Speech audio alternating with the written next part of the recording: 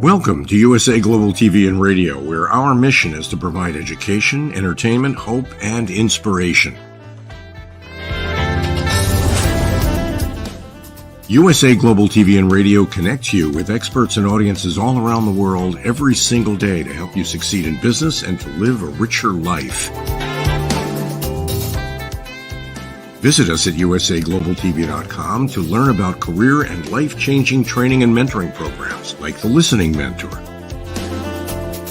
Subscribe to our newsletter to stay informed about our special programs and offers.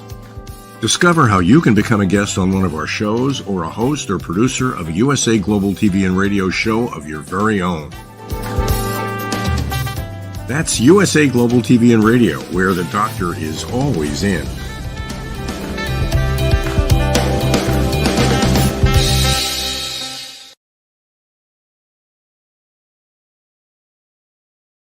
Hello, good afternoon, good evening, good morning, and welcome to USA Global TV and Radio. I'm Dr. JACALYN KERBECK, and our show today is The Listening Mentor. The Listening Mentor is a show where we explore everything and anything related to listening skills, relationships, how to cope in certain situations, and how to really get in touch with who we are. I'm so happy and pleased to share the stage with the star of our show. It's Caroline HEWARD, the Harley Street stress expert. She's been going through a lot of changes and was going to share them with us to discuss what is intuition and why should I listen to mine. Joining us from London, Caroline HEWARD. Come on out. Hello. Woo-hoo! Yeah, come on out. Yeah. Happy Friday evening to you in London. How are things there? Happy Friday. Is it afternoon for you still? It's afternoon, yes. Yeah. Feels so weird. I mean, my clock says 7 o'clock. It's just really weird. You know what? I agree with you. I have a friend, one of our team members here, Katrina Valente. She is in the Maldives. She's usually in Dubai, but she is going to sleep when I'm waking up. There's only like a tiny window of time where we can actually communicate. It is amazing that we really are a global community here. We sure are. And it's made me actually realize I don't have to be specifically in London to be sharing the stage with you, Dr. JACALYN. And no, that is amazing. At some point, you will be somewhere else. Tell us about intuition first, and then we'll get into your story. But what is intuition and how do we know if we have any? Well, intuition is the easiest way to describe it is, you know, when you've gone to somebody's home or you sort of feel a bit uncomfortable and you can't quite put your finger on it, but you just don't feel right. It just feels odd and it's a bit off. And it's that feeling, and it's an internal feeling. Or, you know, when you wake up in the morning and you think, do I need to take my umbrella? Well, you know, I'm British, you know, that's what we do. And the times that I say, oh, no, I don't need it, you know, I'll be all right. And then as sure as eggs, it rains, you know, and I'm thinking, why didn't I just listen to it? So it's like that inner, not voice, but kind of feeling of a knowing of what feels right to do versus what your head's telling you to do. What your internal feeling, your gut is telling you that's right to do, rather than what you're going through in terms of the analytical process. And I really appreciate you giving us a description, an overview of that. So is it possible that at some point in time we don't have any intuition, or is it just that we're not listening to our intuition? Oh, Dr. JACALYN, you're really on it tonight. That's exactly right. It's that we're not listening. We all have it, you know, when we're a young baby, when we're first born, we all have that level of intuition and insight for danger or for something that's good. So it's inbuilt because it's a sensory experience. But when we're stressed, and we're struggling with challenges in our life, we push down the feelings and emotions, and we almost like shut off that inner knowing, that inner voice, that inner understanding. And then we go into our head and then we analyze and think our way through something rather than feeling. or going into, what you might call, almost, some people might call it a sixth sense, sort of they know that that's not quite right. They don't know why they know, but they know that that just doesn't feel right for them. And so when you're in your head and you're analysing and working it all out from a practical, logical sense, then you can lose sight, literally, of your inner sight, of your sensitivity, of your intuition.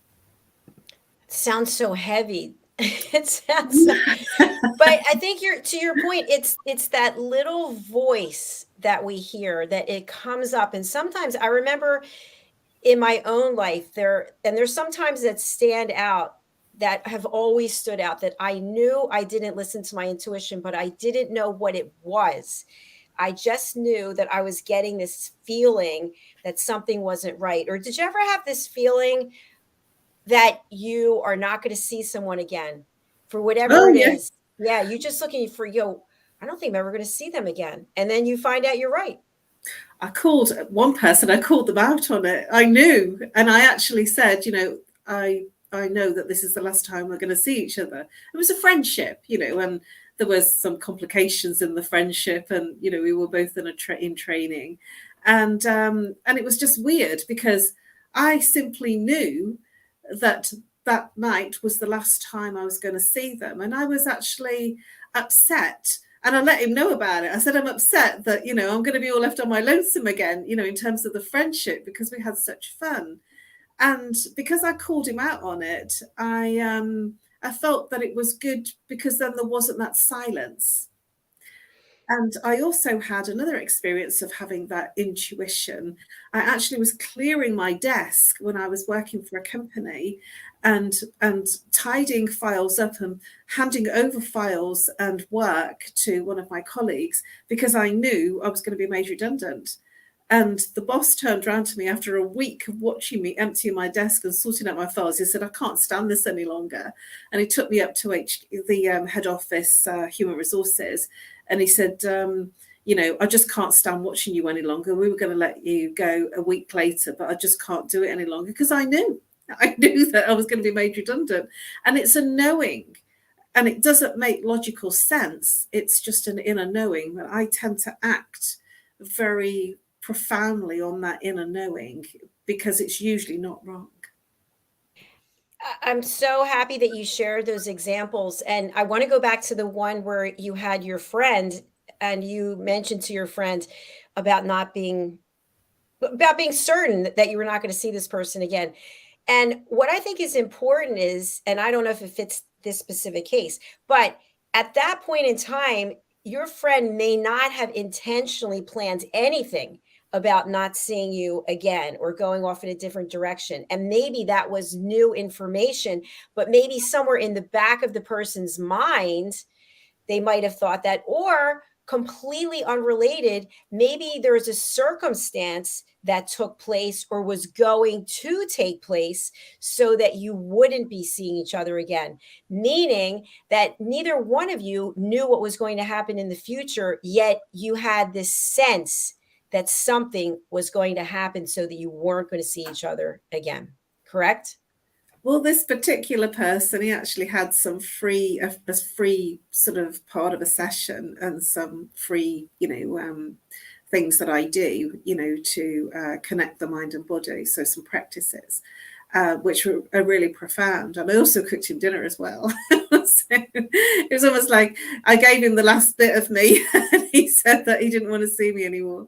But that was, there was stuff going on in his world, and it was, time, really. And I know that people come into our lives for a reason, a season, or a lifetime. And even though I was visibly upset because I was going to miss his comradeship and his friendship, it was a moment in time. So it was for a reason that that friendship was there. And it wasn't for a season or a lifetime. It was for a specific amount of time. And that time was during the severity of the lockdown. Yeah, that makes a lot of sense. It does. I think also when it comes to intuition, that we might have something that's driving us, something that we are dead set on accomplishing, whether it's for our own good or not, and that little voice pops up, it's like angel devil, and it's kind of like, okay, I'm going full steam ahead. I don't care what anyone thinks. I don't care what happens. I'm going to accomplish this. And in the meantime, we're getting this, I don't think you should do it. I don't think you should go there. And we say, you know what? Shut up. Be quiet. I'm just going to keep on going. And then what happens? We should have listened to our intuition. Now, are there times when we shouldn't listen to our intuition? And if so, when might they be? Well, what you've just described there is what I would call the inner critic, somebody that's like on your shoulder, that's sort of, telling you all the things that, saying that you're not good enough, and you're not strong enough, and you're not intelligent enough, or brave enough, or good enough. It's that sort of that what I would call the inner critic, or the monkey mind, is what the Tibetan monks call it. And that's your own worst enemy. But when your intuition isn't pulling you down, it's actually more a feeling, a knowing, a sort of a calming of knowing. If you are going into a dangerous situation, it will almost pull you out of that dangerous situation before you get into it, or you'll have that feeling of it. So the inner critic will always be your own worst enemy. But when something's not working and you keep going like a bull at a China gate at it, and you keep going, one of the things that comes up for me is that if I'm really fighting really hard to get something done or to get somewhere, perhaps that's not right. Perhaps that's not the way.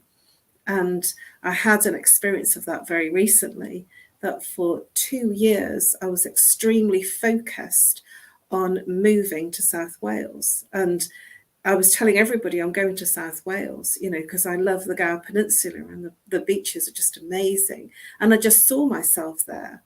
And it was only last Thursday night at about 7 o'clock, I put the phone down to one of the estate agents, and I realised that in terms of the budget and what was available for my timing of moving, essentially they were all up in the valleys. And it was just asking that very small question, because I couldn't find what I was looking for. It was really difficult.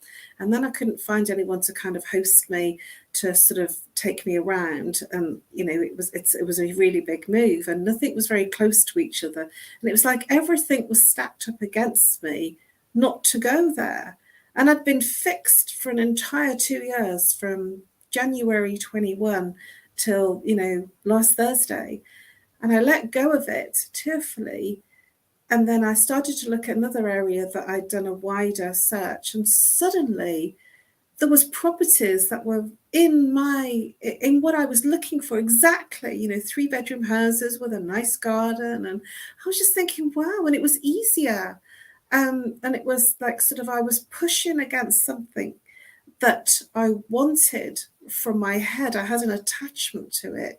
And then when I let go, the intuition just carried me to what I really wanted, and very much within the budget that I have, and very beautiful properties. And so it was a letting go and moving forward in terms of what felt right, rather than what was a pushing against something.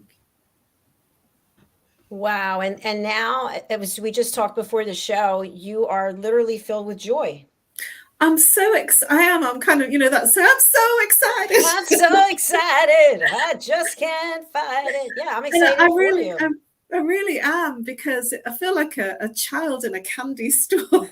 I'm just, I want that one. And now I'm just looking at, I've got 3 very, very short-listed properties. And I'm essentially saying, either one of them I could put an offer on, because I really like all of them. And they're very, sort of in keeping with what I'm looking for, all the dynamics of the room sizes and the garden, and they're all near the sea. And I'm just going, oh my gosh, I can't wait.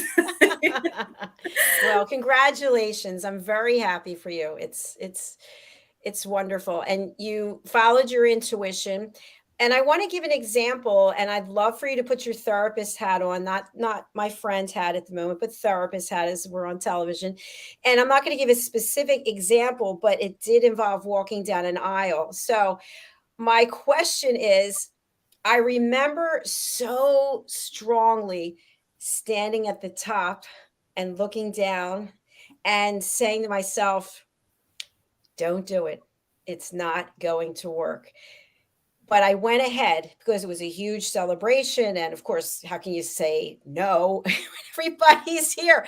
But my question to you as a therapist, was that intuition, or was I basically setting myself up to fail and I knew it?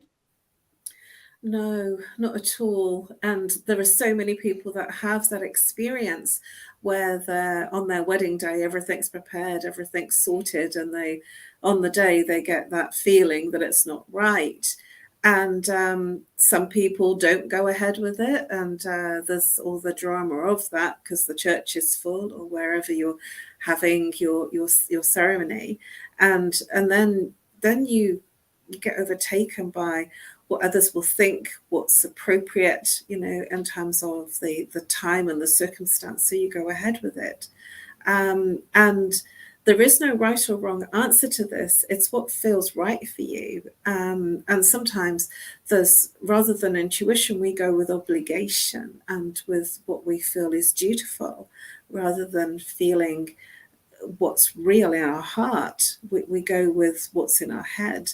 And I really do empathize with you, because it's not easy, because you have everything stacked up against you in terms of it's the day, everything's been organized, and how do you take a step back? It's very difficult, and the people that do, it's a huge decision, and quite courageous to say, no, I'm not going to go ahead with it. So there is no one size fits all. It's actually what feels right for you at the time.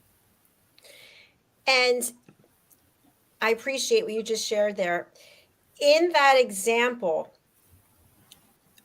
again, with me, knowing that I walked down the aisle and I said I do, and then later got divorced, was me standing at the top of the aisle thinking what I was thinking. Did that lead to the ultimate demise because the mindset wasn't on a positive note? That makes sense. Not at all, because we all have those kinds of situations, shall I, shan't I? And when you do make the commitment, you've made the commitment wholly and solely. And so just because you had second thoughts, many people have second thoughts before a huge decision like that. And I certainly had, one of my own feelings of, should I be getting married? It doesn't feel quite right. And I talked myself out of it. And now I look back, actually I was right in what I was thinking at the time. I didn't want to screw it all up. It was a year 2000 wedding. So we'd planned for 2 years at that point. So it wasn't, there wasn't a way out really. And again, I was bound by, like yourself, bound by duty, by what we'd decided. And I don't regret it, in all honesty, because I would never have moved to London. I would never have had the exposure to the kinds of experiences that I've had. And so I don't regret it, even though it was a challenging marriage. Everything is for a purpose. It's all part of our journey. Okay, so that leads me to our next part of the conversation when it comes to intuition. When it truly is intuition and it's not our inner critic, and we don't listen to our intuition, are we then able to beat ourselves up and say, you dummy, you heard that voice, you knew you shouldn't have done this? Or how do we use that as a learning opportunity? Well, using my British whimsical example of the umbrella, and it is really whimsical, and it's to make the point that when it's poured down with rain, I've got absolutely drenched. I've thought to myself, well, next time, if I see the umbrella or I think about it, I'll just pick it up and take it with me. So it's about how you learn and how you grow through that experience of you have an insight, an intuitive or a sense of to do something, and then you don't follow through. This is sort of how you then learn to listen to your intuition rather than ignoring it. Because many times there's been situations where I thought, do you know, this doesn't feel right, maybe I shouldn't do this, and I've still gone ahead anyway because I'm being like a bull in a china shop, and I'm going, I'm going to do this because I've got something to prove. And then it all comes crashing down because actually I didn't need to prove anything. That was my ego rather than my intuition that I was in a preamble with, and I just pushed through the intuition to just prove the ego wrong. So it sounds like you're talking about stages. How can Very our much. audience really know what's intuition and what's ego and what's inner critic? Is there some way to really narrow these things down?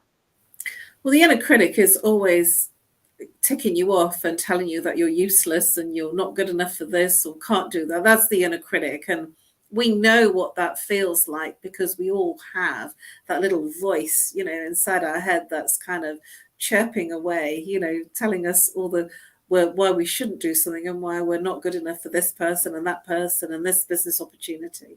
So we'll all have a good familiar friendship, I would guess, with our inner critic. The intuition side is less about the conversation and more about what you intuit. So it's not really about a conversation, it's more a feeling, or sort of it'll kind of come from a knowing or a gut feeling rather than something that you say is right or wrong. If there's a debate, sort of the good and the baddie, which is what the inner critic does, then that will then be the ego and the inner critic. If it's coming from a feeling place, like you said when you were at the top of the aisle, this doesn't feel right, perhaps I shouldn't go ahead, that's a feeling, and that's different. It's only when the thoughts get in that you clamber through and try and justify what's right or wrong. So it'll be just something like a fleeting feeling or a sort of a soundbite almost of that feels right or this feels wrong. And I've remembered times when my mum will call me and then she'll say, I just had this feeling. Are you okay? I just feel that I just needed to check in with you.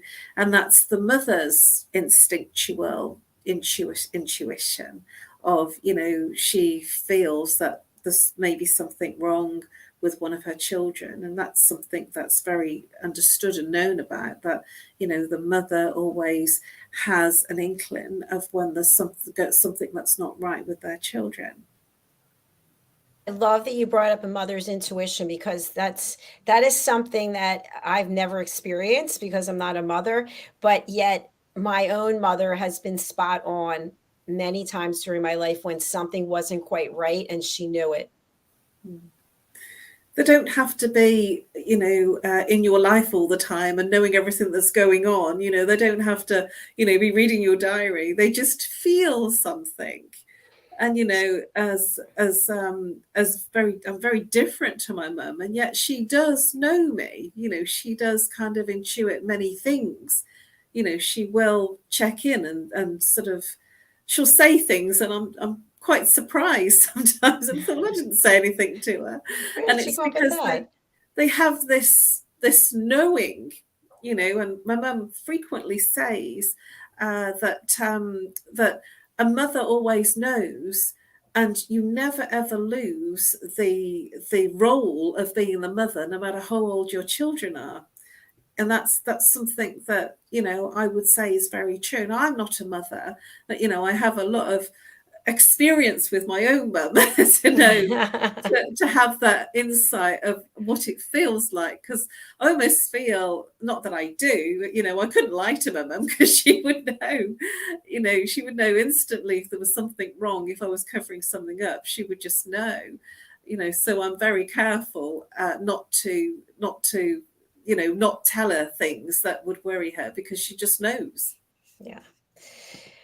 We are going to take a quick break, and we are actually going to take a look at our clip on the power of listening. And when we come back, we're going to talk a little bit about the course that you're offering so that people can be familiar with it and they can go ahead and book their session. So let's take a look, and then we'll be right back. I just can't take it anymore. I am so tired. I am so frustrated and burnt out. Why won't anyone listen to what I have to say? Yet I look on social media and everybody's smiling and having a great time. Meanwhile, I feel totally alone with my world rushing by.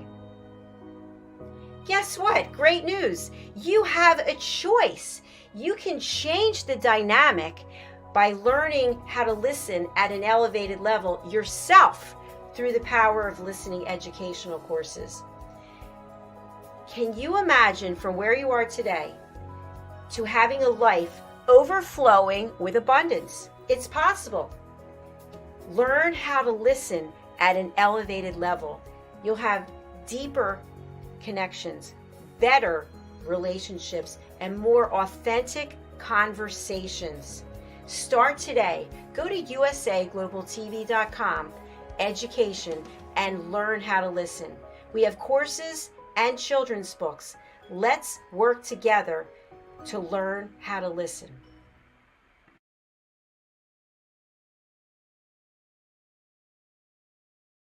Yeah, I'm super excited. Let's work together, learn how to listen. Woo! Caroline. Heaven on earth, doesn't it? It surely does. Let's talk about your course while I look for the graphic. And tell us about this, the journey of chakra psychology. Then we'll take a look at how people can go ahead and book in. Well, the journey of chakra psychology is essentially a very easy, quick, and healing journey through the 7 major physical chakras. And so we have 7 physical, practical chakras that are the main ones. And I will be, in the course, I will be sharing with you some of the key attributes and rationale of each of those chakras and what they're related to and how they affect your life. And in doing so, it is a transmission in terms of a healing journey experience. So you will feel, if there's anything that comes up for you during that journey, it will clear and you will feel very relaxed, restful, and it can bring up the issues that you're ready to let go of, and you will feel much more peaceful. And this, by the way, I don't know who created this graphic, but it's really inviting. No, that was me. So while I have you on Spotlight, I'm going to be pulling up a screen share. So just tell us a little bit about how pain can be related to, or understanding pain can be related to the chakras. Yeah, so let's sort of take a couple of examples of, say, bereavement. If there's been a breakdown in a relationship, so a divorce, or somebody sort of that has gone from a relationship and marriage to somebody that you're caring for, or in the family if somebody's got terminal sickness, they're all degrees of loss. And obviously the main one is somebody physically dying. And the heart chakra is related to grief. And the elements associated with the heart is air. And so you will almost feel stifled and lacking air. And you will find that your heart becomes very heavy because of the loss, because of the grieving of the unexpressed emotions. And so it can be very powerful how different things, like sort of a breakup in a relationship or somebody passing away, or a sickness in the family that can actually have a very big impact on the body physically, as well as the emotions, as well as you mentally and practically in your everyday life. And so that's just one aspect, in terms of an emotional. And so if you're angry, for instance, the body will respond to if there's unexpressed anger in the body by you suffering with things like arthritis. You will have liver problems. Anger comes from the liver. So we kind of say, don't vent your spleen, which is, sort of an analogy of sort of venting your anger. And, some people actually have a lot of carbuncles, or they're very crippled up on their hands where they can't move them because they're literally holding the hot coal of anger. And anger is fiery, so it'll cause inflammation in the body. And I know this might sound kind of really out there, but then when you're speaking to somebody about, when there's a flare up, there will be something that's unexpressed that they're handling, that they're not really handling emotionally. They're handling logical, practical, physical, just not the emotions. Really interesting. Thank you. Thank you. Thank you. Thank you. All right. We're going to take a look at how to book in for your course. So you'll go over to either usaglobaltv.com or usaglobaltv and radio.com. Go across the top to the More tab and then come down to Education. And here you'll find out information about our foundational course. You get to meet our coaches. There's Caroline right there. You can listen to Listening Lazies. And then here are the courses. So the courses are not in any specific order. They're just in the order that we actually created them. So here's this chakra psychology. And then all you have to do is click on this to find out more. And it's going to take you over to the platform, which is, you can see, I don't know if you can see this or not, Caroline. Can you, drjacalyn.thinkific.com/collection? Yeah. Only just, without my glasses. So you just have to know to go over to our website, and then you can book in any of the courses. And the thing that's, I think, is so fascinating is that the pricing is $49. I mean, where are you going to get this kind of information and at your fingertips on demand on your time frame? So please do go over, book in for this course. It's going to be a great experience for you. And if you find that you need more, you want to learn more, you can reach out to Caroline directly. She has a Zoom session, which we're not closing out yet, but tell us a little bit about the Zoom session. Yeah, I offer a free consultation either on Zoom, Skype, or if you're feeling a little bit uncomfortable, on a phone call. It's a 30-minute free consultation, and I look at one symptom, and you can reach out to me on email on nomorestress@live.co.uk, or you can call me if you're international using +44. If you're local, 07523 120 189. And I will look at one symptom, identify the root cause, and that will literally lift any unexpressed emotions, and the physicality of the pain will literally dissolve, and you will feel really peaceful and get an incredible night's sleep. And Caroline, I just want to have you really explain to people, this is not you being an intuitive or you being an empath and you working with the universe to tell us more about your approach. No, they're absolutely right, Dr. JACALYN. This is using the methodology of chakra psychology, and it's how the mind and body connects and what happens to the person physically, emotionally, mentally, behaviorally when there's an imbalance.